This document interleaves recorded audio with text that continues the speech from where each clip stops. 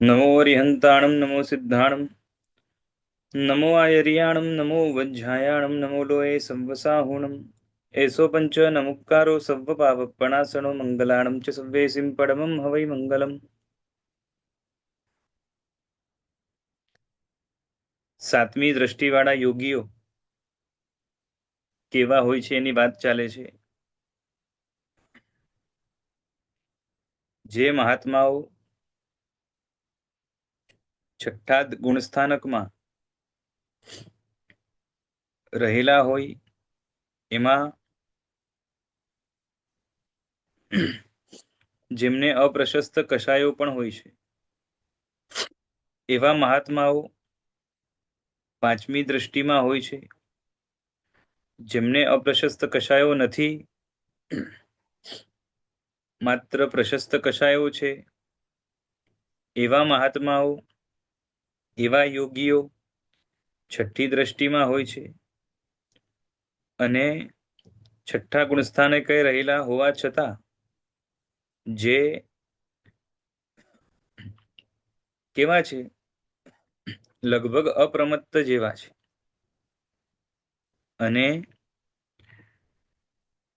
પ્રશસ્ત કશાયો માત્ર ક્યારેક ક્યારેક થાય, એનો આવેગ ખાસ કોઈ હોય નહીં અને મોટે ભાગે કેવા તો કે સાતમા ગુણસ્થાનકનો સ્પર્શ કરવા માટે ની દિશામાં હોય, જાણે સાતમા ગુણસ્થાનકમાં જ રહેવાનો પ્રયત્ન હોય અને એમાં રહેતા પણ હોય અને જેમને કહેવાય ને કે નિરપેક્ષ મુનિ છે, જેમને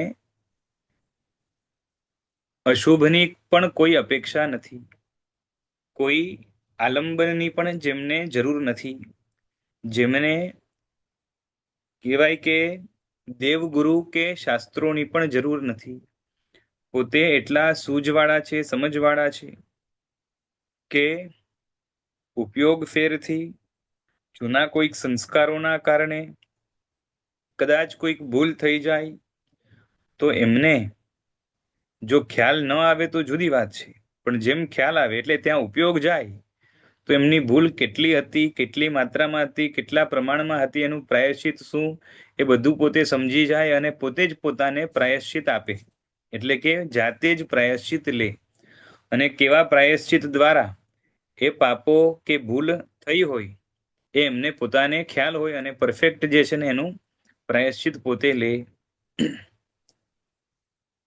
એટલે આમ જોવા જઈએ તો કેવા છે, ઇન્ડિપેન્ડન્ટ જેવા છે,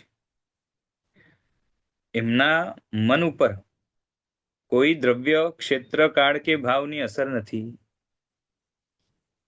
એટલે શુભ ક્ષેત્ર મળે, અશુભ ક્ષેત્ર મળે, શુભ અશુભ નિમિત્તો મળે, એમના બંનેમાં એમના ભાવોમાં કોઈ ફેરફાર ન થાય।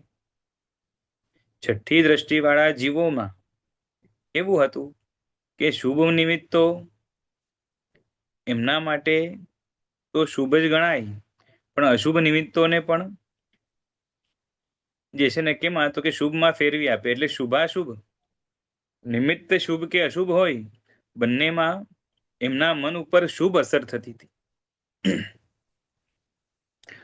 અને એની નીચે ના હોય તો મન ઉપર શુભ કે અશુભ કોઈ પણ અસર થઈ શકે, અને અહીંયા એવું છે કે નિમિત્ત શુભ હોય કે અશુભ પણ મન ઉપર એની કોઈ અસર થાય નહીં। ખ્યાલ આવે છે? એટલે કે પ્રશસ્ત કે અપ્રશસ્ત કોઈ પણ પ્રકારના કશાયો કોઈ માટે જેમ અહિતની ભાવના ના હોય તો કોઈ માટે હિતની ભાવના પણ ન હોય। ભાવના એટલે જે કશાય પ્રેરિત ભાવના છે એની વાત છે, બાકી હિત કરે એમાં ના નથી, પણ એ હિત જે છે ને રાગપૂર્વકની કે એની જેને કહેવાય ને કે મનમાં લાગણીપૂર્વક કાળજીનો ભાવ હોય એવો ભાવ અહીંયા નથી, કેમ કે કશાયો કેવા તો કે નાબૂદ થઈ ગયા છે, બરોબર છે, જેને કહેવાય ને સૂક્ષ્મ નાના કશાયો એની વાત નથી, બાકી જે પ્રગટ કશાયો હોય, બરાબર છે, જેને આપણે વ્યક્ત કશાયો કહેવાય, એ બધા વ્યક્ત કશાયો એમના મનમાંથી નીકળી ગયા છે. અને માટે એ લોકો કેવા છે તો કે નિરપેક્ષ મુનિઓ છે. એમને કોઈ જે છે ને સારાની કે નરસાની, પછી એ મિત્રની કે શત્રુની, પછી ગુરુની કે જે છે ને દેવની, કોઈની જરૂર નથી. એટલે આ બધા જે છે ને જેટલા પણ નિરપેક્ષ મુનિઓ હોય છે, જેટલા પણ પ્રકારના હોય, જેવી અવસ્થામાં હોય, એ બધા નિરપેક્ષ મુનિઓ એમાં આવે. તીર્થંકરો દીક્ષા પછી જે છે ને લગાતાર આ સાતમી દ્રષ્ટિમાં હોય છે. દીક્ષા પેલા ક્યાં હતા તો કે છઠ્ઠી દ્રષ્ટિમાં હતા. જન્મ્યા ત્યારથી છઠ્ઠી દ્રષ્ટિમાં છે. દીક્ષા લે ત્યાર સુધી છઠ્ઠી દ્રષ્ટિમાં રહે. દીક્ષા લેતાની સાથે સાતમી દ્રષ્ટિમાં આવે અને પછી જ્યારે શપક શ્રેણી માંડે આગળ વધે ત્યારે આઠમી દ્રષ્ટિમાં જાય. એટલે હવે આ સાતમી દ્રષ્ટિ તીર્થંકરોનો જે છે ને, તમે દીક્ષાકાળ જુઓ એના ઉપરથી તમને ખ્યાલ આવે તીર્થંકરોના દીક્ષા પછીના જેટલા પણ પ્રસંગો છે એની અંદર પ્રભુના કેવા મનોભાવો હતા, કેવી એમની જે છે ને શું કહેવાય કે સંયોગો કે વ્યક્તિઓ કે ઘટનાઓ, એ બધામાં એમની માનસિકતા કેવી હતી, એમના ભાવો કેવા હતા, એનું વર્ણન વાંચો, સાંભળો તો એના ઉપરથી ખ્યાલ આવે કે આ સાતમી દ્રષ્ટિવાળાની ભૂમિકા કેવી હોય છે.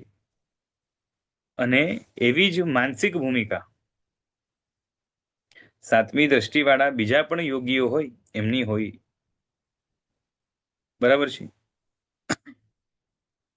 એટલે એમના માટે લક્ષણ કીધું કે શું છે તો કે એમને રોગ નામનો દોષ ગયો છે.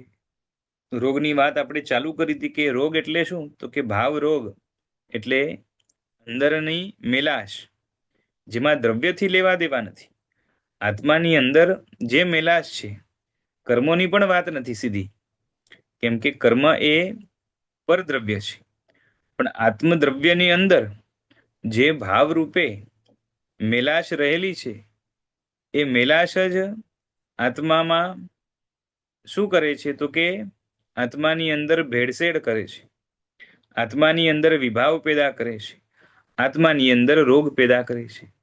એટલે રોગ રૂપ કે એક્સટર્નલ તો ના કહેવાય, પણ એક્સટર્નલ જે છે ને કારણો જેની અંદર નિમિત્ત બને છે, પણ અંદરની ઇન્ટરનલ જે છે ને લાયકાત, આત્માની જે બગડેલી લાયકાત, એ રોગ છે. અને આત્મામાં બગડેલી લાયકાત એટલે કંઈ નથી, પણ અંદરમાં રહેલી કશાયોની યોગ્યતા છે. તો એમાંથી જેટલા વ્યક્ત કશાયો રાગ દ્વેષ રૂપ હોય એને આણે કાઢી નાખ્યા છે, સાતમી દ્રષ્ટિવાળા યોગીઓએ કાઢી નાખ્યા છે. અને માટે કીધું કે રોગ ગયો. એટલે સ્થૂલ રોગ જે છે હવે ખાલી સૂક્ષ્મ કાઢવાનું છે.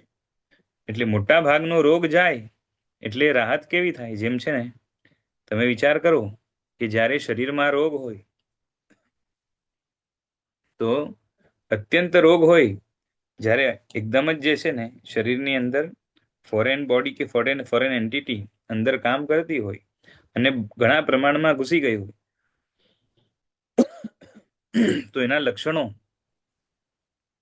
આપણને બહાર કેવા દેખાય તો અત્યંત જે છે ને શરીર ધગધગતું હોય, તાવ આવતું હોય, ખાવાની વસ્તુ મોઢામાં પેસે નહીં એ રીતે જે છે ને બધું બેસવાદ લાગે, પછી આખું શરીર જે છે ને તૂટતું હોય કે ધ્રુજતું હોય, અને માથું પણ જે છે ને ફાટ કરતું હોય. હવે આવી અવસ્થા હોય અને એમાં પણ જે છે ને આ બધાનું પ્રમાણ અત્યંત હોય, બરાબર છે, ત્યારે આપણી હાલત કેવી હોય?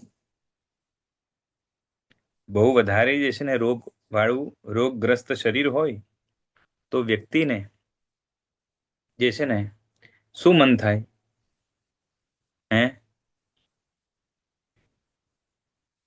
વ્યક્તિને શું થાય? ઘણો બધો જે છે ને આમાંથી રોગ, બહાર આવવાનું એમ એ રીતના ક્વેશ્ચન. હા, એટલે બહાર આવવાનું મન થાય, પણ જે છે ને હવે બહાર હમણાં આવી શકે એમ નથી. રોગ કન્ટિન્યુ ચાલુ છે અને પાછું વધ્યા કરે છે. અને પાછે ઈલાજો ઘણા કર્યા પણ ઈલાજો પણ સફળ થતા નથી. અને લાંબો સમય જાય તો વ્યક્તિને વિચાર શું આવે? હે શું વિચાર આવે? ક્યારેક છૂટીશ એટલે એ હા, કે રોગમાંથી ક્યારે છૂટું, પણ જે છે ને હવે હમણાં છૂટાય એમ નથી. એટલે એમ મન શું થાય કે જે છે ને હવે આ જે છે ને રોગ ની સાથે જીવવું જલ્દી. જે છે ને મરી જવું સારું. ખ્યાલ આવે છે? વિચાર શું આવે એને કે આટલો બધો રોગ, બરોબર છે, મામૂલી રોગની વાત નથી. જ્યારે એકદમ જ રોગ વ્યાપ્ત થયો હોય અને દશા એવી હોય કે આજે જે છે ને કેટલાય રોગીઓ એવા જોવા મળે કે જે છે ને ઘણા સમયથી રોગથી ઘેરાયેલા હોય અને જે છે ને જરાય શરીર કામ ન કરતું હોય, આખે આખી ડિપેન્ડન્સી હોય. જે છે ને તમે હોસ્પિટલાઇઝ જે છે ને જે લાસ્ટ સ્ટેજ જેવા જે હોય એ બધાની હાલત કેવી હોય કે આમ મરવા પડ્યો હોય અને બધી બાજુથી છે ને ડોક્ટરોએ નળીઓ ઘુસાવી હોય.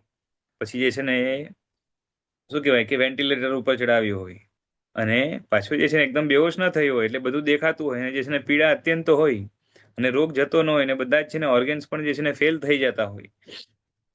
ત્યારે વ્યક્તિ શું કે ભાઈ હવે મને અહીંયાથી છોડો. સમજાય છે? આવું તો જે છે ને ઘણાનું જોયું છે ને. હે જી. યસ. પ્રત્યક્ષ છે ને આવું જે છે ને જોવા મળે ને કેટલાય મળે આજે. બરાબર છે?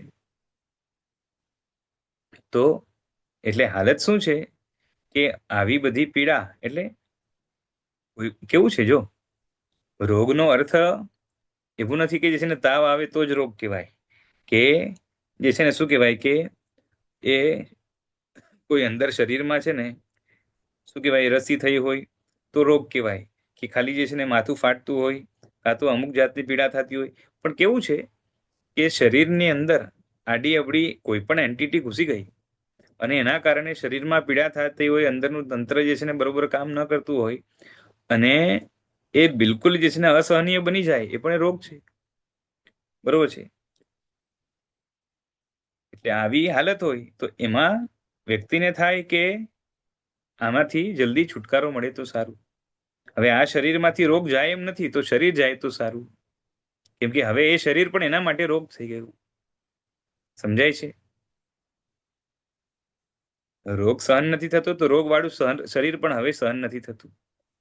એટલે હવે હાલત શું થાય તો કે જલ્દી છૂટીએ તો સારું. હવે આવી હાલત હોય અને એમાં સમજો કે શું કહેવાય કે આ બધામાંથી એ તાવ પણ ઓછો થઈ ગયો. માથું જે અત્યંત ફાટ ફાટ કરતું હતું 2-4 મહિનાથી, એ હવે એક દિવસે ને એ દુખાવો એ છે ને સાવ ચાલ્યો ગયો. પછી આમાં બધી છે ને જેટલી નળીઓ લાગી હતી બધી નીકળી ગઈ અને હવે સારી રીતે શ્વાસ લઈ શકે છે, બોલી શકે છે અને જે છે ને આમ હરફર પણ કરી શકે છે, બધું કરી શકે છે. ખ્યાલ આવે છે? હવે આ બધું હોય અને એકદમ વ્યવસ્થિત હોય, ખાઈ પી શકે, ખાવાનું પણ વ્યવસ્થિત ઉતરતું હોય, ચાવીને ખાઈ શકે, બધું કરી શકે, ઘરે જાય બધું કરે અને પછી બ્લડ ટેસ્ટ કરાવે તો બ્લડ ટેસ્ટની અંદર આવે કે અમુક અમુક જાતની હજી પણ જે છે ને શરીરની અંદર એ જીવાણુઓ કાં તો ફોરેન બોડીઝ રહી ગઈ છે. હવે એ રિપોર્ટ જોઈને હવે સામેવાળો વ્યક્તિ જેને રોગ થયો હોય એને જીવવાનું મન થાય કે મરવાનું? જીવવાનું. જીવવાનું. કેમ? કેમ કે મોટા આવી ભાગનો તો જે રોગ હા હતો, અસહનીય જે રોગ હતો એ બધો ગયો. હવે જે છે ને રિપોર્ટમાં આવ્યું એ કેવું હોય? થોડુંક જ તે હવે આમ થોડુંક હોય. સુરાજેલું. હા, એટલે એને પણ કોન્ફિડન્સ હોય કે હવે જે છે ને બહુ રહ્યું નથી, આ તો જે છે ને આની સાથે દવા વગેરે લઈને જે છે ને આરામથી ફાઇટ કરી શકાય. ખ્યાલ આવે છે? એટલે જે છે ને મોટા ભાગની સ્વસ્થતા આવી ગઈ અને મામૂલી જે છે ને રહી ગયું છે. અને એને કાઢતા કાઢતા 6 મહિના જાય તો પણ જે છે ને મરવાનો વિચાર ના આવે. બરોબર છે? એટલે અહીંયા પણ જે છે ને એ સાચા સાધકો જેને આત્માના આરોગ્યની પડી છે, આત્માની અંદર શું ચાલે છે એ જોઈ છે, નિરખ્યા કરે છે, સાચું ખોટું સમજે છે, અને એની સાચી ચિંતા છે આત્માની. અને જેને ખબર પડી ગઈ છે, લાગી ગયું છે કે ખરેખર આ આત્માની અંદર જે મોહ છે એ પોતે રોગ છે, અને એના કારણે જ આત્મા અંદરથી પીડાય છે, ઘૂંટાય છે, તડપે છે, મરે છે, બધું થાય છે. અને એને એના ઉપર નજર કરે, દ્રષ્ટિપાત કરે, તો એને એ કેવું લાગે તો કે ઘૂંટણ મહેસૂસ થાય, અસહનીય લાગે, અને એને લાગે કે છૂટું તો સારું. અને જે છે ને હવે શરીર સાથે હોય તો જે છે ને સુસાઇડ પણ કરી શકે, પણ આ તો જે છે ને આત્માની સાથેનો રોગ છે. સુસાઇડ કરે તો પણ જે છે ને રાગદ્વેષ તો સુસાઇડ કરવાથી તો નીકળવાના નથી, બરાબર કે નહીં? કેટલા પણ સુસાઇડ કરી લ્યો, પણ રાગદ્વેષ છે એ સુસાઇડ કરવાથી નીકળે? ના. શરીરમાં રોગ હોય ને તો શરીરથી એકવાર છુટકારો મળે, નવું ફ્રેશ શરીર મળે, બધું થાય, બરોબર છે. એમાં જે છે ને પાપનો ઉદય ભેગો આવે તો જે છે ને નવું શરીર મળે, એમાં પણ રોગ પેલાથી હોય, એવું કોણ બને? પણ અહીંયા તો હાલત શું છે તો કે જે છે ને સુસાઇડ બુસાઇડ જેવું કંઈ જ ન થાય, એની સાથે જ જીવવું પડે. એટલે એને થાય કે જે છે ને હવે કેમ પણ કરીને આ રોગ જાય તો સારું.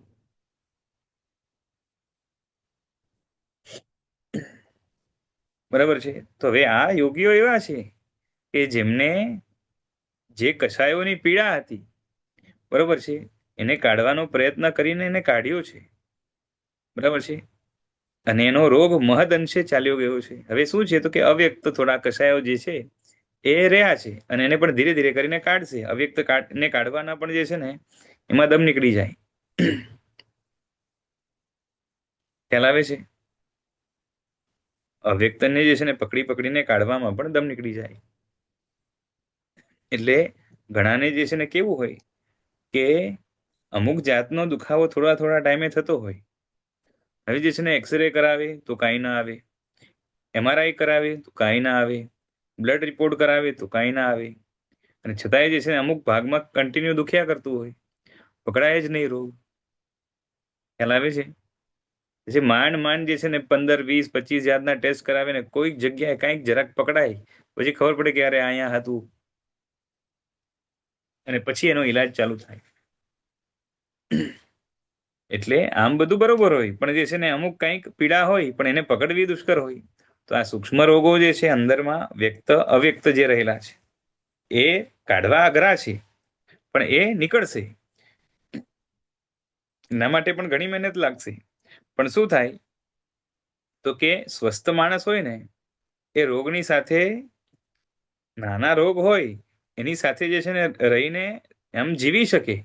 ખાલી એટલું જ છે કે એને શું કહેવાય કે મહેનત કરીને બીજા પણ અંદરના ભાગો જ્યાં રોગ બાકી છે એને કાઢવાનો પ્રયત્ન કરવો પડે, પણ બહુ સ્વસ્થતાથી સારી રીતે પ્રયત્ન કરી શકે. આપણી હાલત એવી છે કે સ્થૂલને પણ જે છે ને ઓળખવામાં આપણે ઘણી જગ્યાએ થાપ ખાઈ જતા હોય. તો સૂક્ષ્મ રોગને, અંદરના રાગદ્વેષને, સૂક્ષ્મ એટલે અવ્યક્ત જેને કહેવાય, બરોબર છે, એને તો ઓળખી ઓળખીને કાઢવા માટે જે છે ને અલગ પુરુષાર્થ લાગે, અલગ લેવલનો લાગે, એ આપણા બસની વાત જ નથી. અવ્યક્ત એક પણ કશાયને જે છે ને કાઢવાની આપણી તાકાત નથી. હમણાં તો આપણે વ્યક્ત સાથે જ લડવાનું છે, અને એમ પણ આપણી તો હમણાં જે છે ને હાલત એવી છે કે વ્યક્તની અંદર પણ કેવું કે શુભ ભાવો એને જીવનમાં સ્થાન આપ્યા કરવાનું, બરાબર છે. કેમ કે આપણા માટે ટાર્ગેટ શું છે તો કે છઠ્ઠી દ્રષ્ટિ મળે તો બહુ જ સારું, ન મળે તો પણ જે છે ને સ્થિત પ્રજ્ઞ થવાય જ્યાં છે ત્યાં, તો એ પણ બહુ મોટી અચીવમેન્ટ છે. અને સ્થિત પ્રજ્ઞ દશા પેલી દ્રષ્ટિમાં હોય, બીજી દ્રષ્ટિમાં હોય, ક્યાંય પણ હોય, એ સ્થિત પ્રજ્ઞ દશાની અંદર સાધના કરવી એ બહુ સહેલી બની જાય છે. આગળના જે છે ને સોપાનો કોઈ પણ જ્યાં સ્થિત પ્રજ્ઞ રહેલો હોય અને એને જે છે ને શાસ્ત્રો મળે, દેવગુરુ મળે સાચા, તો એ સડસડાટ ઉપર ચડી જાય. એટલે આપણે મનોભાવોને અશુભમાંથી જે છે ને શુભમાં કન્વર્ટ કરવાના છે. જ્યારે હવે આમને તો જે છે ને શુભની પણ કોઈ જરૂર નથી. ખ્યાલ આવે છે? આપણે શુભ જે છે, આપણે શુભને એક સિક્યોરિટી તરીકે રાખ્યું હતું કે ભાઈ જે છે ને મારે અશુભનો જે છે ને મારો એટલો બધો છે, અશુભથી હું ઘેરાયેલો છું, બારે પણ અશુભ છે અને અંદર એટલો બધો વલ્નરેબલ છું કે અશુભ જે છે ને એની અંદર તરત તણાઈ જાઉં, અને માટે બની શકે એટલા નિમિત્તો પણ શુભ સેવું અને અંદરમાંથી પણ શુભ ભાવો માટે પ્રયત્ન કરું, જેથી કરીને અશુભથી બચી શકું. અને આ યોગીઓ એવા છે કે જેમને અશુભથી બચવાનો સવાલ જ નથી, એટલા બધા મનથી મજબૂત છે, એટલા બધા મનથી સક્ષમ છે, એટલા બધા ગંભીર છે, એટલા બધા ધૈર્યવાન છે, એટલા બધા સત્વશાળી છે, એટલા બધા જે છે ને અંદરથી પાવરફુલ છે કે એના મન ઉપર જે છે ને બહારની કોઈ અસર નથી. અને જેના ઉપર વાતાવરણની કોઈ અસર ન હોય એને શુભની જરૂર જ નથી, કેમ કે શુભ કે અશુભ બધાની સરખી અસર છે. સરખી એટલે અસર જ નથી. આમ જોવા જાવ વાતાવરણથી કંઈ લેવા દેવા જ નથી. બરોબર છે. દ્રવ્ય, ક્ષેત્ર, કાળ અને ભાવ જે બહારના છે એનાથી શું છે તો કે સંપૂર્ણ નિર્લેપ છે, અને જરા પણ જે છે ને એનો પ્રતિબંધ એમના મન ઉપર નથી હોતો, એટલે એમના મન ઉપર એની કોઈ અસર નથી હોતી. એટલે પ્રશસ્ત કષાયો પણ એમણે નાબૂદ કર્યા છે, અને અવ્યક્ત કષાય જે છે ને એ તો રહેવાના છે, 10મા ગુણસ્થાનક સુધી રહેવાના છે, 10મા ગુણસ્થાનકના અંત સુધી રહેશે, અને એના પછી વિતરાગ થશે. એટલે આપણને જે મનમાં વિકલ્પો હોય છે, જેટલા પણ વિકલ્પો થાય છે રાગ દ્વેષના, એ બધા કષાયોના કારણે છે. અને આ જીવોને કેવું છે તો કે કષાયોનો અભાવ છે. હમણાં વ્યક્તની જ વાત ચાલે છે, અવ્યક્ત માટે આખી અલગ પુરુષાર્થ ધારા ચાલશે. બરાબર છે. શાસ્ત્રના આલંબનથી, સમજણના આલંબનથી, જે સમજણ એટલે જે શાસ્ત્રના આલંબનથી બુદ્ધિ કેળવાય છે, એના દ્વારા જેટલા કષાયો કાઢવાના હતા એ બધા એમણે કાઢી દીધા. હવે ખાલી કેવું છે તો કે અંદરથી અનુભવ જ્ઞાનના આધારે, બરાબર છે, શાસ્ત્રનું આલંબન હમણાં સીધું નથી લેવાનું, અને શાસ્ત્ર અમે આત્મસાત થઈ ગયા છે. હવે શાસ્ત્રની જરૂર નથી. ખ્યાલ આવે છે? જો શાસ્ત્ર એમના માટે નકામા છે એનો અર્થ શું છે કે શાસ્ત્રની આસાધના કરે તો ચાલે એવો અર્થ નહીં કરવાનો. ગુરુ એમના માટે કે દેવ એમના માટે નકામા છે એનો અર્થ એવો નથી કે દેવગુરુ જે છે ને આપણે જેમ કહીએ ને કે તું નકામો છે. નકામો એટલે એ પેલા જે છે ને તુચકાર કે ગાળના અર્થમાં કે નીચતાના અર્થમાં નથી, પણ એમને એની જરૂર નથી. ખ્યાલ આવે છે? જેમ છે ને આપણે સીડી જી ચડતા હોઈએ, અને સીડી ચડતા ચડતા જે છે ને પેલો દાદરો ચડ્યા, બીજો ચડ્યા, ત્રીજો ચડ્યા, ચોથો ચડ્યા, એમ કરીને જે છે ને 7મા દાદરે આપણે પહોંચ્યા. હવે ઉપર ચડવું હોય તો પેલો, બીજો, ત્રીજો, ચોથો, પાંચમો, છઠ્ઠો કામ આવવાનો છે કે ના? આવવાનો? બરોબર છે. એનો મતલબ એ નથી કે પેલો, બીજો, ત્રીજો, ચોથો, પાંચમો, છઠ્ઠો જે છે ને એ દુનિયા માટે નકામું છે, એમના માટે હમણાં કામનું નથી, એટલી વાત છે. એમના મનની અંદર પહેલા, બીજા, ત્રીજા, ચોથા, પાંચમા, છઠ્ઠાનું મહત્વ નથી એવું નહીં સમજવાનું. ખ્યાલ આવે છે? એમને પણ ખબર છે કે હું અહીંયાની સ્પર્શના કરવા દ્વારા આને આમાંથી જ છે ને પસાર થઈને આવ્યો છું, અને એ બધા મને ઉપયોગી બન્યા જ હતા, પણ હમણાં મારે એનું કંઈ કામ નથી. સમજાય છે?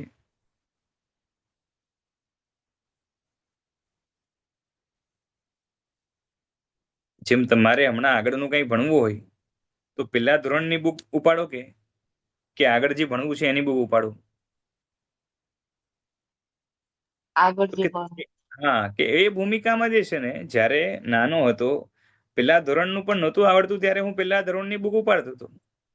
હમણાં મારા માટે એ નકામી છે બુક. પડી હોય તો પણ વાંધો નહીં, પણ મારા માટે હમણાં કામની નથી, કેમ કે એમની અંદર જે લખ્યું છે મને બધું આવડે છે. ખ્યાલ આવે છે? તો મારે પેલા ધોરણની બુકની કોઈ જે છે ને અવહેલના, આશાતના, તુચકાર, હીનભાવ એવું નથી. બરોબર છે? એટલે આમના માટે શાસ્ત્ર નિરુપયોગી છે, અનુપયોગી છે. દેવગુરુ પાસે કોઈ સલાહ લેવાની, સેવા શુશ્રૂષા કરવાની જરૂર નથી. ક્રિયાઓ જો જે રોજિંદી નોર્મલ બીજા સાધુએ કરવાની છે એ બધી જ એમના માટે નિરુપયોગી છે. ગચ્છ સમુદાય એ પણ એમના માટે, પોતા માટે, પોતાની આરાધના માટે નિરુપયોગી છે. નિરુપયોગીનો અર્થ શું છે તો કે બધા જે છે ને એના માટે સાવ પેલા થઈ જાય નકામા. નકામા એટલે નકામા જ છે, એમના માટે કામના નથી. પણ નકામાનો અર્થ એવું જે છે ને આપણે જે તુચકાર રૂપે બોલીએ એવું નથી. બરોબર છે. એમને મહત્વ ખબર જ છે બધાનું, અને જે મહત્વ છે જેવો છે એવો જ ખબર છે, પણ હમણાં એમને એનું કામ નથી, હમણાં એમને આગળના સોપાનોનું કામ છે. ખ્યાલ આવે છે? એટલે આ યોગીઓ એ કેવા છે તો કે શાસ્ત્ર જેટલું ગાઈડન્સ આપે એટલું તો મેળવી ચૂક્યા છે. હવે આગળનું મેળવવા માટે શાસ્ત્ર કંઈ કહી શકતા નથી. શાસ્ત્ર ખાલી એની રૂપરેખા બતાવી હોય, બરોબર છે, એ તો જે છે ને એમને પહેલાથી જ ખબર છે. પણ હવે આગળ કઈ રીતે વધવું એના માટે શાસ્ત્ર ગાઈડન્સ નહીં આપે. હવે પોતાના અનુભવ જ્ઞાનના દ્વારા જેટલી પોતે શુદ્ધિ કરતા જાય, બરાબર છે, એમ એમ રસ્તો ખુલતો જાય. ખ્યાલ આવે છે? આ એક વસ્તુ જે છે ને બહુ સમજવા જેવી છે કે જે છે ને આમાંથી એક વસ્તુ આપણને એ બોધ લેવા જેવી છે કે આગળ વધવા માટે જે દ્રષ્ટિ જોશે એને જ્ઞાન કહેવાય ને, કેમ કે જાણકારી વગર તો આગળ ન વધી શકાય. આગળ વધવું હોય ગુણસ્થાનકમાં, આત્મશુદ્ધિમાં, માર્ગમાં, તો શું જોશે તો કે માર્ગનું જ્ઞાન જોશે જ ને, તો જ એમાં આગળ વધી શકાય. ખ્યાલ આવે છે? જી તો જે જ્ઞાન છે એ જ્ઞાન હમણાં હવે દેવગુરુ કે ધર્મ જે છે ને શાસ્ત્રો કોઈ આપી શકવાનું નથી. હવે એ જ્ઞાન કેવી રીતના પ્રગટ થશે તો કે સાધના દ્વારા આત્મશુદ્ધિ જેટલી થશે.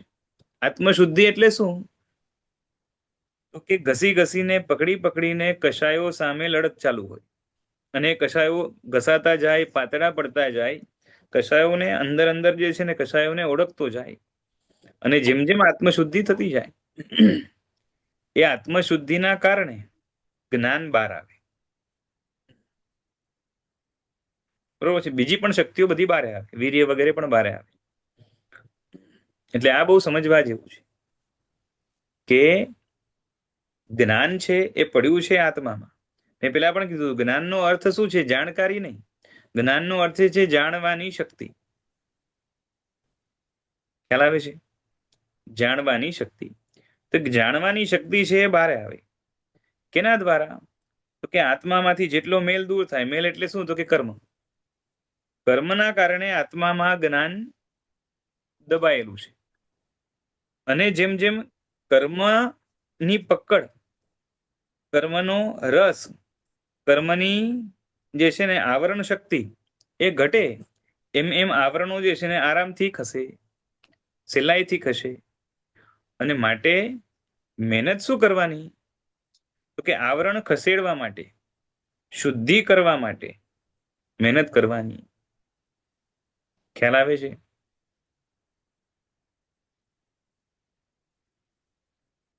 એટલે ઘણાને એવું હોય કે જે છે ને કેવું તો કે અમુક ભણેલા ગણેલા હોય એને એવું લાગે કે આ બધા ઘણા છે ને જૈન સંઘમાં અમુક માતા હોય એ બાળકને જે છે ને શું કે પાંચમનો દિવસ છે, જ્ઞાન પંચમીનો દિવસ છે,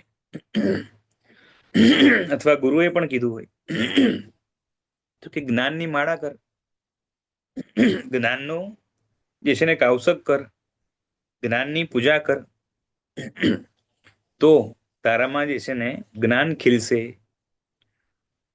હવે આ ઘણાને જે છે ને શું લાગે ખબર છે કે જે છે ને આ બધું શું છે કે આ બધું કરવા કરતા જે છે ને પુસ્તક લે વાંચ તો જ્ઞાન ખીલશે.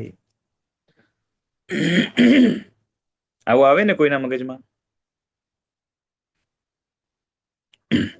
આવે. કોઈને છે ને મારા મગજમાં પણ આવે. હા, કોઈને શું કહેવાય કે હવે કોઈ વ્યક્તિ 1 કલાક માળા કરે જ્ઞાનની, બરોબર છે, આપણે સિદ્ધ ચક્રમાં હોય છે કે ઓમ રીમ નમો નાણસ, તો એની માળા કરે 1 કલાક. એના બદલે જે છે ને 1 કલાક સમજો કે પુસ્તક વાંચે, અને 1 કલાકમાં સમજો કે એને 10 પાના વાંચ્યા, તો આપણને લાગે કે જે છે ને પેલો માળા કરવા વાળો છે એને તો જે છે ને શું જ્ઞાન આવવાનું ભગવાન જાણે, પણ આણે જે છે ને 10 પાના વાંચ્યા તો એ ફાયદામાં રહ્યો. બરાબર છે. એટલે જ્ઞાનની સાચી આરાધના કોણે કરી? હે? માળા કરનારે કે પુસ્તક વાંચનારે? બોલો.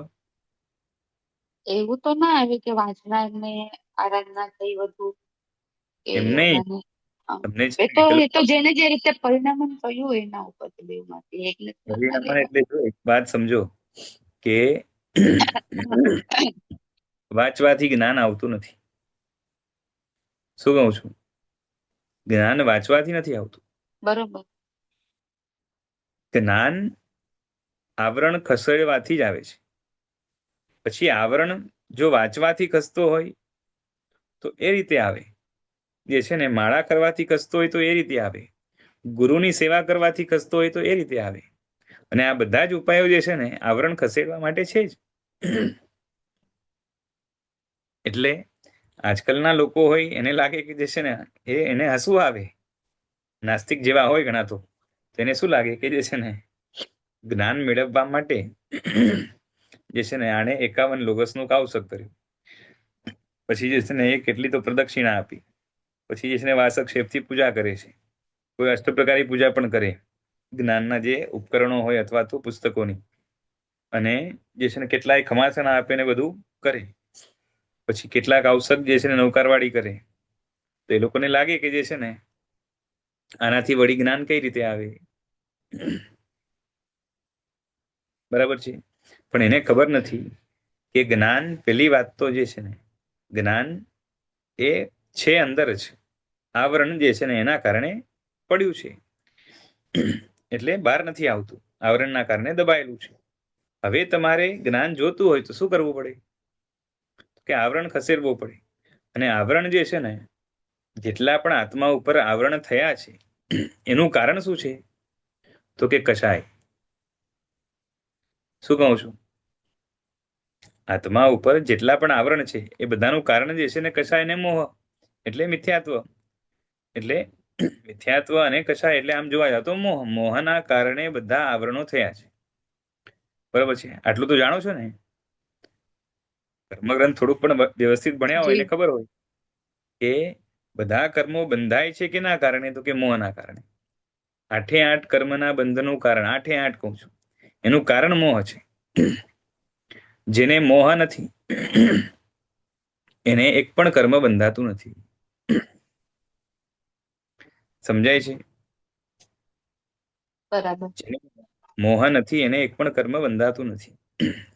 કોઈ કહેશે કે જે છે ને 12મા ગુણસ્થાનક કે 13મા ગુણસ્થાનક કે મોહ તો છે નહીં, પણ જે છે ને એક કર્મ બંધાય છે. કયું બંધાય છે? વેદની. હે? સાતા વેદનીય, સાતા વેદની. વેદનીય. સાતા વેદની. બરાબર, સાતા વેદની બંધાય, બાકી તો બીજું કોઈ બંધાતું નથી. બાકી બધા જે છે ને જૂના ઉદયમાં આવે. બરાબર છે. તો ત્યાં પણ સાતા વેદનીય જે બંધાય છે એ બંધને ઇર્યાપતિ કી બંધ, એટલે શું કે કર્મ આત્મા ઉપર આવે અને જે છે ને એક ક્ષણ માટે રહે ને ભોગ જે છે ને છૂટી જાય, એવું જ છે ને? જી. બરોબર છે. એટલે એને અપેક્ષાએ જ બંધ કીધું છે, બાકી એ ખાલી આશ્રવ છે. એટલે શું આશ્રવ એટલે શું? તો ખાલી આત્મા ઉપર આવે છે પણ બંધાતો નથી. અને જે આવે એટલે એક ક્ષણ માટે તો રહે ને, સમય માટે. કોઈ પણ વસ્તુ જે છે ને ક્યાંક આવી હોય તો એ પાછળ જતા એને વચ્ચે જે છે ને મિનિમમ જે સમય લાગે, તો એક સમયથી તો નાનો કોઈ સમય નથી હોતો. બરોબર છે. એટલે એને કીધું કે જે છે ને એ અપેક્ષાએ જ કેવું છે કે આશ્રવ છે, બાકી મિછામી એ અપેક્ષાએ જ બંધ છે. કોઈ છે ને સમજો દાણો હોય અને દીવાર ઉપર જે છે ને આપણે આમ ફેંક્યો અને દીવારને ટચ થઈને નીચે પડી ગયો, તો એ જે છે ને હવે એને આપણે એમ વ્યવહારમાં તો એમ ના કહીએ ને કે દીવારને ચોટ્યો. બાકી એક સમય માટે સંપર્ક તો એક સમય તો નહીં, આમ તો અંતર્મુહૂર્ત માટે થાય, પણ સંપર્ક થયો ને. બરોબર છે. હવે એ સંપર્કને તમારે જે છે ને ચોટ્યો કેવો હોય તો કહેવાય, બાકી ચોટ્યો નથી. સૂકો દાણો હોય દીવારને ખાલી ટચ કરીને પડી જાય તો એને શું કહેવાય? કે ખાલી અડીને પડી ગયું, ચોટ્યો નથી. બરોબર ને? સમજાય છે શું કહું છું? એટલે આત્મા ઉપર જે છે એ કર્મ બંધાય. બંધાય એટલે શું? કે ઘણા સમયો સુધી આત્મા ઉપર પડ્યો રહે. તો એનું કારણ શું છે? તો કે કશાય છે. કેમ કે આશ્રવનું કારણ યોગ છે. યોગ એટલે મન વચન કાયાની ક્રિયા, બરોબર છે. પણ બંધનું કારણ તો કશાય છે.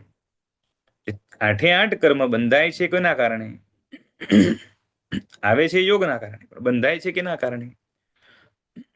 તો કે મોહના કારણે, કશાયના કારણે. હવે તમે કોઈક રીતે મોહને દૂર કર્યું તો શું થશે? તો કે કર્મ જે બંધાયા હતા એની શક્તિ નબળી પડશે, અને પ્રયત્ન થોડોક કરશો એટલે આવરણ ખસી જશે. એટલે માળા કરો ને, તો માળા કરવા દ્વારા શું થાય? શું થાય બોલો? ઓમ રીમ નમો નાણસ્સ ની માળા કરો તો શું થાય? હે? આવરણ ખસે. હા, પણ કઈ રીતે ખસે? તો કે તમે અમુક રીતે જે છે ને મોહને ધક્કો માર્યો. કઈ રીતે ખબર છે? કે પેલી વાત તો જો, જ્ઞાનાવરણીય બંધાયું તો કેના કારણે? જ્ઞાનાવરણીય બંધના કારણ જ્ઞાનની આશા. હા, એટલે કોઈક રીતે તમે જ્ઞાનની અવગણના, આશાતના કરી, બરાબર ને? જેવી વેલ્યુ હોવી જોઈએ જ્ઞાનની એ હૃદયમાં ન ધારી, અથવા તો જ્ઞાનનો દુરુપયોગ કર્યો. આ બધું જ હોય ને.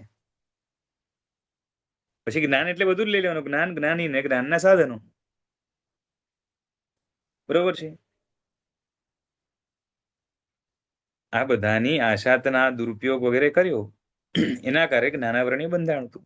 એટલે શું કહેવાય?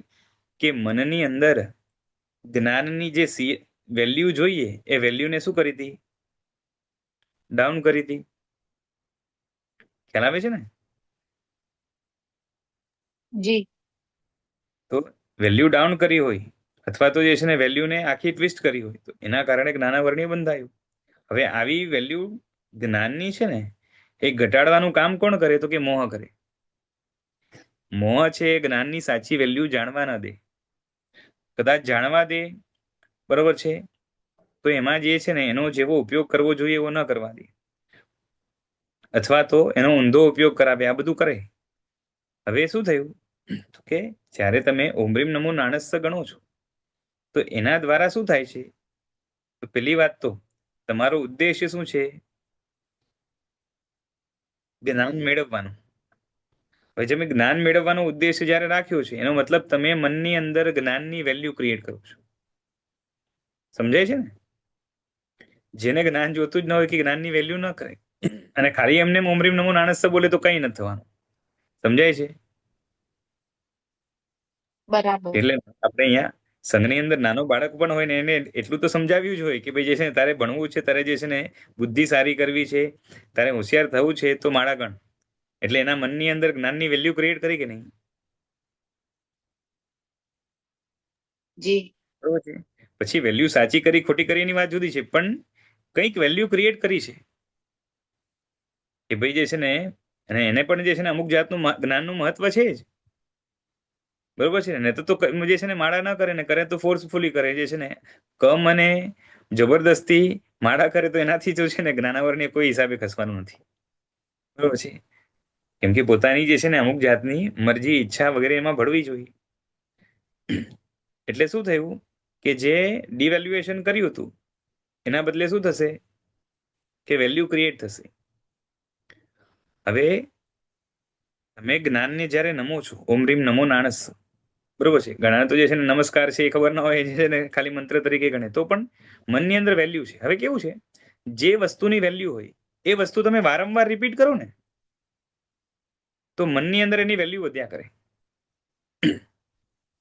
જેમ આપણી સામે આપણા કોઈ દુશ્મનનું નામ લે વારંવાર, તો દુશ્મન પ્રત્યે દ્વેષ એટલો જ રહે કે વધે? વધે. વધે. એની બદલે કોઈક આપણો રાગનો પાત્ર હોય, સારો વ્યક્તિ હોય કે જેના પ્રત્યે આપણે આકર્ષણ છે, રાગ છે, એની અનુમોદના કરે, એનું નામ વારંવાર લે, તો શું થાય? તો એના પ્રત્યે રાગ વધે. બરોબર છે ને? હવે આ તો કઈ જે છે ને રોજના અનુભવની વાત છે આપણી.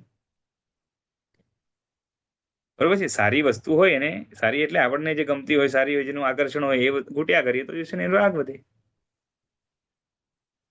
હોય છે ને આ.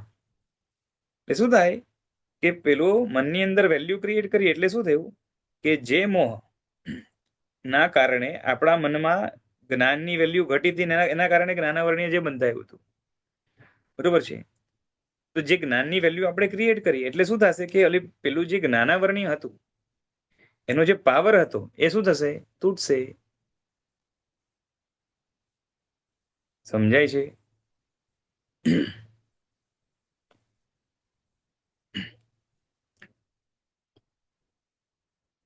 અને એના કારણે શું થશે કે જ્ઞાનની શક્તિ પ્રગટ થશે. અને એના કારણે શું થશે કે એને જે જાણવું હશે ને એ સહેલાઈથી જાણી શકશે. બુક વગર પણ. બરોબર છે. બુક પણ એક નિમિત્ત છે, એની ના નથી. બરોબર છે. પણ બુક પણ શું છે તો કે બુક પોતે જ્ઞાન નથી. બુક જ્ઞાનનું સાધન છે. એટલે કે શું, જેમ માળાનો ઉપયોગ કરીને જ્ઞાનનું આવરણ ખસેડ્યું એવી રીતના બુકનો ઉપયોગ કરીને પણ જે છે ને અમુક આવરણો ખસેડી શકાય છે. બરોબર છે. એ રીતે થાય. એટલે ખમાસું આપીને કે જે છે ને બધું આ બધી આરાધના કરીને પણ જે છે ને એ જ છે કે આવરણ ખસેડો તો જ્ઞાન જે છે ને ખીલે. કેમ કે જ્ઞાન અંદરની આત્માની પોતાની શક્તિ છે.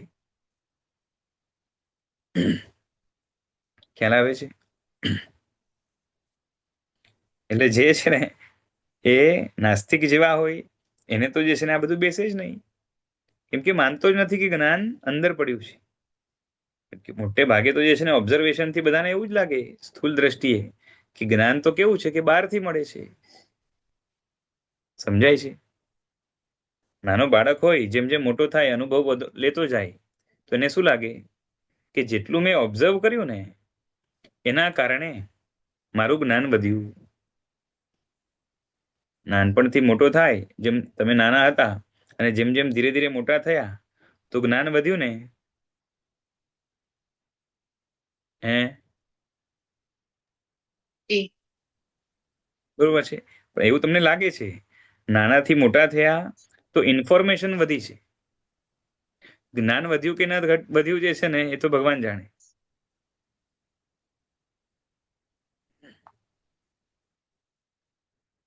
શું કહું છું?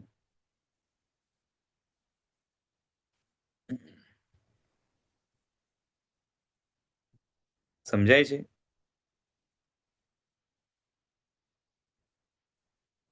કેમ કે જ્ઞાન શું છે? આત્માની પોતાની જાણવાની શક્તિ છે. તો જાણવાની શક્તિ જે છે ને એ બાળકમાં પણ હતી, પણ એને જાણવા માટેના વિષયો ત્યારે ઓછા મળ્યા હતા. એટલે એની પાસે ઇન્ફોર્મેશન એટલું જ હતું. હવે મોટો થયો એટલે નાનો હતો તો જાણવાની શક્તિ આટલી હોય, પણ એને જે છે ને હજી અમુક અમુક જ વસ્તુ જોઈ છે એટલે એની હમણાં એના ઉપર એટલી જ અસર છે.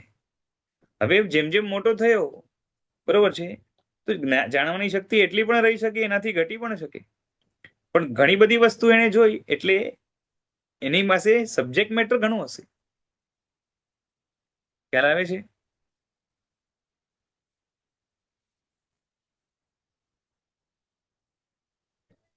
સમજાય છે કે નથી સમજાતું?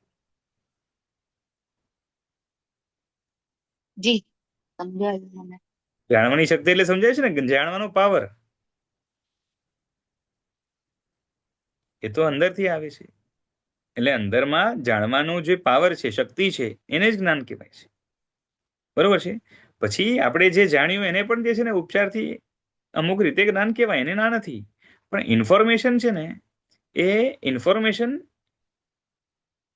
એ જાણવાના કારણે આવ્યું છે.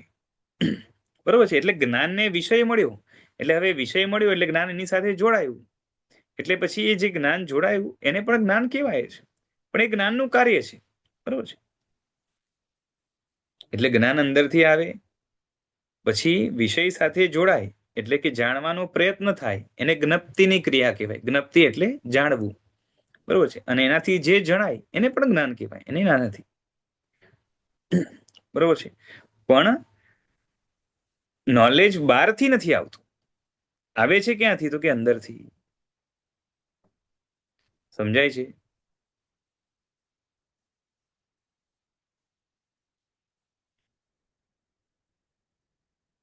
એટલે ઘણાને એવું હોય પાછું એ જે છે ને એ જેમ છે ને શું કહેવાય કે જીવનમાં તમે વધારે જગ્યાએ ફરો, વધારે પુસ્તકો વાંચો, વધારે લોકોને મળો, વધારે લોકો સાથે વાત ચર્ચા કરો, તો એનાથી આપણું જ્ઞાન વધે છે. બરોબર છે? તો આ બધું કરવાથી ઇન્ફોર્મેશન વધે. બરોબર છે? પણ જ્ઞાન તો જે છે ને એટલે જાણવાની શક્તિ આ બધાથી વધે એવું જરૂરી નથી, ઉલટાનું ઘટી શકે. એ સમજાય છે? હમ. ઠીક. કે નવું લાગે છે?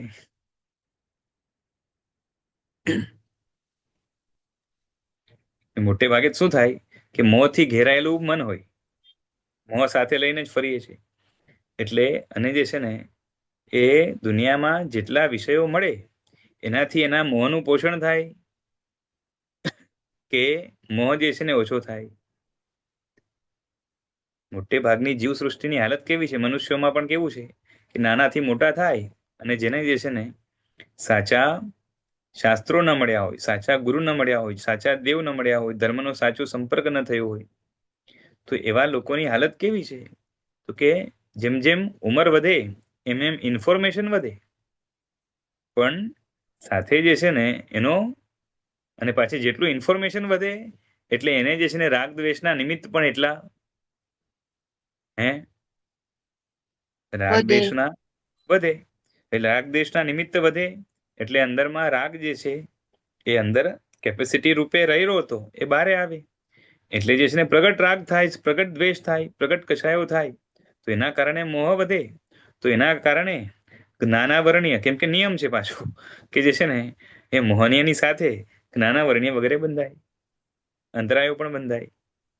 બંધાય કે નહીં? હાજી.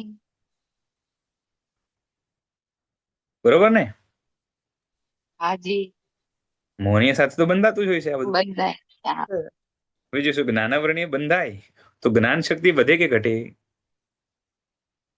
ઘટે. બરોબર છે. એટલે એટલે આટલું પાક્કું યાદ રાખજો, જ્ઞાન શક્તિ વધારવી હોય તો મોહનીય ઘટાડવું પડશે.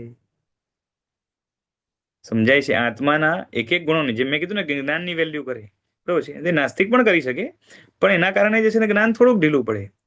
પણ જે છે ને આસ્તિક જેવી જ્ઞાનની વેલ્યુ કરી શકશે, અને એમાં પણ ધાર્મિક આધ્યાત્મિક વ્યક્તિ જેટલી વેલ્યુ કરી શકશે એવો જે છે ને નાસ્તિક તો બિલકુલ નહીં કરી શકે. કેમ કે જ્ઞાનનો મહિમા જ જે છે ને શું છે? તો કે જ્ઞાન પોતે આત્માને પોતાના જે છે ને કેવા તો કે ક્ષાયિક ભાવના ગુણોની અંદર રમણતા અપાવે છે, અને એનું આનંદ જે છે ને એને અભિવ્યક્ત થાય છે. અને આવું જે છે ને નાસ્તિકને છે ને સપનામાં ના વિચારે અને એમને કોઈ જે છે ને કલ્પનામાં પણ ના આવે એટલો આનંદ જ્ઞાનના કારણે એને છે થઈ શકે એમ છે એવું એને ખ્યાલ જ ના આવે. એટલે મહિમા જેવો આસ્તિકને રહેશે એટલો જે છે ને નાસ્તિકને નહીં રહે જ્ઞાનનો. અને માટે શું થશે? તો કે જ્ઞાનનું આવરણ જેટલું આસ્તિક તોડી શકશે એટલું નાસ્તિક ક્યારેય તોડી નહીં શકે. બરાબર છે? અને એના કરતા આગળ વધીને જે છે ને આધ્યાત્મિક વ્યક્તિઓ હોય એ તો જ્ઞાનના આવરણ, એટલે તો કેવું છે કે જ્ઞાનનું આવરણ સંપૂર્ણ કોણ તોડી શકે છે? તો કે જે અધ્યાત્મ રસિક હોય, જે આત્માની અંદર પોતાના ગુણોને માણવા માટે જ્ઞાન કેટલું ઉપયોગી છે, અને જ્ઞાનના કારણે જ આત્માની બધી જ સમૃદ્ધિ કેવી તો કે જળહળે છે, એવો મહિમા જ્ઞાનનો જેને છે, અને પોતાને જે છે ને એક જ્ઞાનનો દીપક જ સમજે કે આ કેવળ જ્ઞાન રૂપી દીપક જે છે મારી આત્મામાં જે છે ને અંદરમાં કહેવાય ને છુપેલો રહેલો છે, અને પ્રગટ થાય તો એનાથી જે છે ને આત્માની સમૃદ્ધિ કેવી ઝળકે, એવો જેને મહિમા છે, અને એને પ્રગટ કરવા માટે જે મહેનત કરે છે એ ચોક્કસ જે છે ને એ મહેનતની અંદર સફળ થાય છે, કેવળ જ્ઞાન પ્રાપ્ત કરીને આખા જગતનો સ્વામી બને છે. અને એના સિવાય કોઈ પણ બીજું જે છે ને પૂરેપૂરું જ્ઞાનને જે છે ને બહાર લાવી જ નથી શકતું, કેમ કે આવરણ તોડી જ નથી શકતો. કેમ કે જ્ઞાનનું જેવું મહત્વ છે એટલા અંશનું પ્રોપર મહત્વ જે છે ને એ આધ્યાત્મિક વ્યક્તિ સિવાય કોઈ આંકી જ નહીં શકે. મારી વાત સમજાય છે કે બાઉન્સર જાય છે?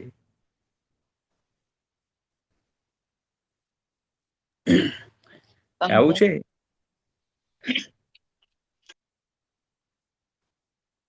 એક એક ગુણો ઓળખવા જેવા. જેમ જ્ઞાન છે એમ બધા જ જે છે ને ગુણો છે. દર્શન છે, ચારિત્ર છે, બરોબર છે. આ બધા ગુણો છે. ચારિત્રની અંદર ઘણું બધું આવશે, જે છે ને ક્ષમા આદિ બધા ગુણો આવશે.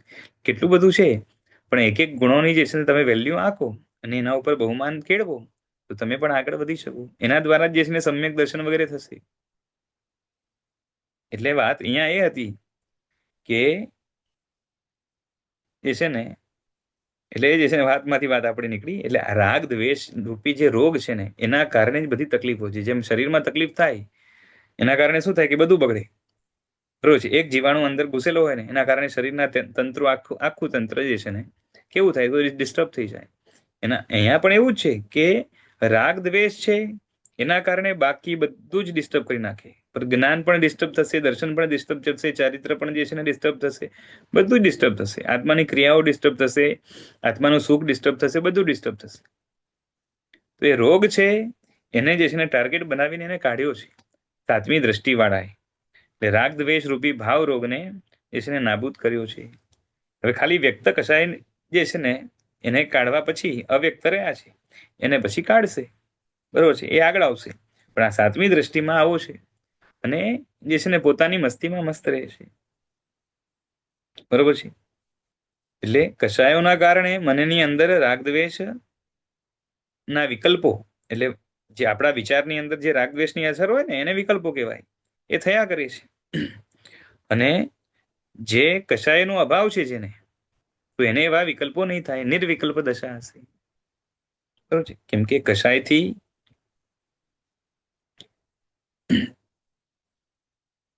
જેના જેના વિચારો કશાયોથી વાસિત હોય જે છે ને એને શું થશે તો કે સવિકલ્પ દશા ગણાશે. અને જેને આવું નથી એ નિર્વિકલ્પ હશે.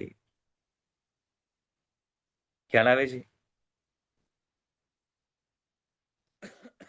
હવે વાત એ છે, એટલે આપણે પેલા પણ જોયું હતું, ફરીથી કહી જાઉં કે ગૃહસ્થોને કદાચ અમુક ભાવનાઓ ઊંચી ચડે તો જેમ થોડાક સમય માટે સાધુપણું આવી શકે, એમ આ રીતે નિર્વિકલ્પ દશા પણ આવી શકે.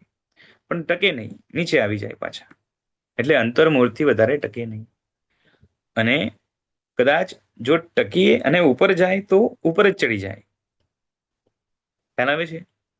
ઉપર ચડી જાય એટલે શું? તો જે છે ને સીધું કેવળ જ્ઞાન પામે. જેમ ભરત મહારાજા પામ્યા ને. ભરત મહારાજા એ ગૃહસ્થ દશામાં હતા તો જે છે ને ચડીને જે છે ને એ નિર્વિકલ્પ દશા સુધી ચડી ગયા અને શપક શ્રેણી આગળ વધી તો ક્યાં પહોંચી ગયા? તો કેવળ જ્ઞાન સુધી પહોંચી ગયા. એટલે આવા બીજા પણ દ્રષ્ટાંતો મળશે. બરાબર છે. પણ એ બધા દ્રષ્ટાંતોમાં એવું છે કે આ રીતે જે છે ને ગૃહસ્થ હોવા છતાં અમુક લેવલ સુધી જે છે ને પહોંચી ગયા, આગળ વધ્યા અને એમાં સ્થિરતા એવી આવી અને આગળ વધ્યા, નીચે ન પડ્યા તો ઉપર ચડી ગયા.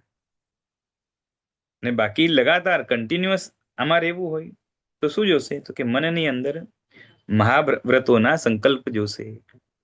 એ કોને હોય? તો કે સાધુને હોય. એટલે સાધુ લગાતાર આ દ્રષ્ટિમાં રહી શકે. બરાબર છે. અને કાં તો જે છે ને આમને એવું હોય કે જે છે ને આમાં કન્ટિન્યુ રહેવું હોય, જો ઉપર ન ચડે કન્ટિન્યુ રહેવું હોય તો શું કરવું પડે? એ ગૃહસ્થે તરત શું કરવું પડે? કે સાધુપણું સ્વીકારવું પડે. બરોબર છે. કેમ કે જો સાધુપણું નહીં સ્વીકારે તો શું થશે? તો કે એમનું મન, કેમ કે જે છે ને મહાવ્રતો ન હોય તો વિકલ્પો કોના આવશે? મહાવ્રતોથી ઓપોઝિટ જે છે એટલે હિંસા વગેરે જે છે એની પ્રવૃત્તિ, કેમ કે ગૃહસ્થ જીવનની અંદર આ બધી પ્રવૃત્તિ વણાયેલી છે. અને પાપ પ્રવૃત્તિ હોવાના કારણે શું થશે? તો કે એના વિકલ્પો એ જે છે ને રહેશે. એટલે ગૃહસ્થ વધારે સમય સુધી આવા ભાવોમાં ન રહી શકે, અંતર્મૂળ સુધી રહી શકે. બરાબર છે. અને આ લોકો એવા છે કે જેમ છઠ્ઠી દ્રષ્ટિવાળા કેવા હતા કે જે છે ને એ પાપની પ્રવૃત્તિ કરશે, પાપના ભાવો નહીં કરે. બરોબર છે. પુણ્યકારી ભાવો કરશે. અને જે આ સાતમી દ્રષ્ટિવાળા છે એ પાપની ક્રિયા પણ નહીં કરે. કેમ કે પાપની ક્રિયા માટેની પણ જો અનુમતિ હોય અને શુભ ભાવ રાખે તો છઠ્ઠી દ્રષ્ટિથી આગળ ન વધી શકે. બરાબર છે. અને માટે જાણી બુજીને પણ એ પાપ પ્રવૃત્તિ નહીં કરે. બરોબર છે, કેમ કે જાણી બુજીને પાપ પ્રવૃત્તિ કરવી હોય, પ્રવૃત્તિની વાત છે, તો જાણી બુજીને સાંસારિક જે છે ને પાપ ક્રિયાઓ કરવી હોય, અને ભલે હિત માટે કહીને કોઈના માટે કરે, પણ એ બધું જે છે ને કરવું હોય તો એના માટે પ્રશસ્ત કશાય જોઈએ, જે અહીંયા છે જ નહીં. અને માટે આ દ્રષ્ટિવાળા જીવો એ સાધુ રહેવાના મોટે ભાગે, ને શ્રાવકો જે રહે તો એ થોડોક સ્પર્શીને નીચે આવી જાય, કાં તો પછી જે છે ને ઉપર ચડી જાય તો શબક્ષણી માંડે, અને કાં તો પછી તરત સાધુ વેશ સ્વીકાર લે. વિશાલભાઈ અહીં જાણી બુજીને કે અજાણતા બી? હા, જાણી તમે બુજીને. હમણાં કેવું છે અજાણ્યા પર પણ કેવું, શ્રાવકો હંમેશા કેવા હોય, તો કે તત્વનું ચિંતન કરનારા હોય. બરોબર છે. પછી નિમિત્ત મળતા કરે કે એમને પણ કરે, એમ કે સામયિક આદિ કરતા હોય ને, સામયિક કરતા હોય, કૌશોધ કરતા હોય, ચિંતન મનન કરે, અને એમાં જે છે ને સ્થિરતા આવે, ધ્યાન આવી જાય. કેમ કે આ દશામાં તો કેવું છે, ધ્યાનની પ્રધાનતા છે. બરોબર, તો ધ્યાન વગેરે આવી જાય, અને કાં તો જે છે ને ધ્યાનથી નીચે નહીં, એટલે શું કહેવાય કે આપેલું છે ને અધ્યાત્મ ભાવના અનુપ્રેક્ષા, એટલે અનુપ્રેક્ષાને ધ્યાનમાં રહે લગભગ. તો એવી દશા જ્યારે હોય, અને ત્યારે જે છે ને નિર્વિકલ્પ દશા, એટલે જે છે ને કશાય રહિત ભાવો થઈ જાય, ભાવધારામાં આગળ ચડે ને કશાય રહિત ભાવ થઈ જાય, તો એવું બની શકે. જાણી જોઈને જ્યાં ત્યાં જવાનો પ્રયત્ન કરે એવું પણ બને. પણ પાછું આમાં શું છે, તમે જાણી જઈને બોલો, પણ કેવું છે કે આ દશામાં છે ને જવા માટે જે છે ને તમારે ઈચ્છાનો ત્યાગ કરવો પડશે. એટલે શરૂઆત કદાચ જાણી જોઈને હોય એવું બની શકે, પણ આગળ જઈને ઈચ્છાનો ત્યાગ થાય તો અહીંયા આવે. સમજાય છે?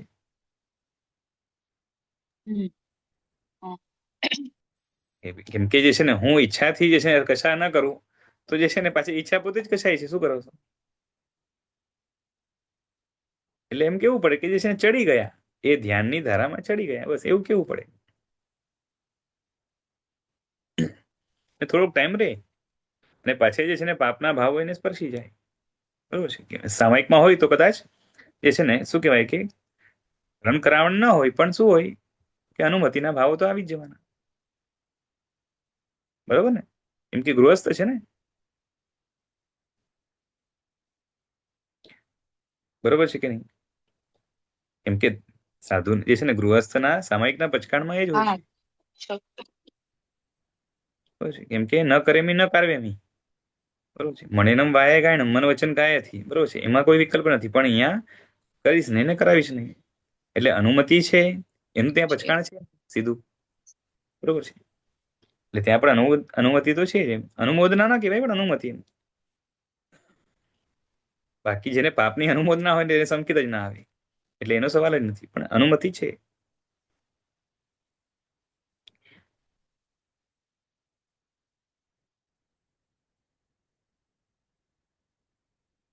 ચાલો હવે આગળ જે છે ને આ સાતમી દ્રષ્ટિમાં તત્વ પ્રતિપત્તિ હોય છે. એટલે પેલા તત્વની મીમાંસા હતી, હવે અહીંયા તત્વની છે ને મીમાંસા, એટલે એનું ચિંતન ચાલતું હોય. અને અહીંયા તત્વનો જે છે ને શું કહેવાય કે પ્રતિપત્તિ, એટલે એનો એક જાતનો અનુભવ. બરોબર છે, એની અનુભૂતિ એ અહીંયા હોય છે. એની વાત આપણે આગળ કરશું.